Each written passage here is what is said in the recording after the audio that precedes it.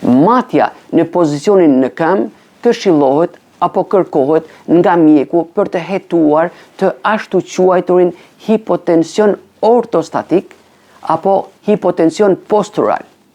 Quhet kështu gjendja kur tensioni ulet apo bie menjëherë dhe në mënyrë të papritur kur njeriu ndryshon pozicionin e qëndrimit, nga ndenjur ose i shtrirë ngrihet në këmbë.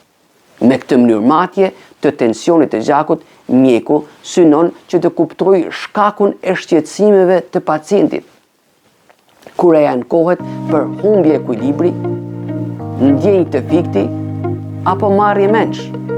A janë këto shqetësime nga ky lloj hipotensioni apo kanë një shkak tjetër?